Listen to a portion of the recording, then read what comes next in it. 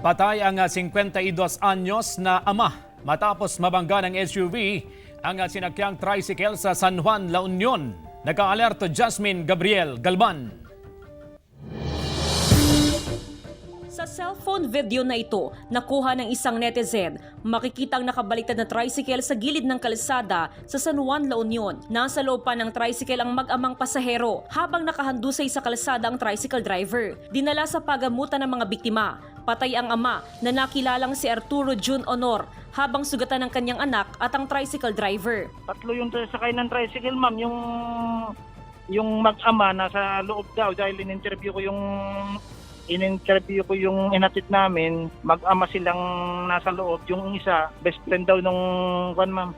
Papunta sila ng Luna. Patungo sa bayan ng Luna ang mga sakay ng tricycle upang bisitahin ang kaanak ng mangyaring aksidente. Kasi doon po nakatira yung anak niyang babae, yung nanay niya. Talawin lang daw po yata. Walang nasaktan sa mga sakay ng SUV. Rush hour kasi itong nung aksidente na nangyari.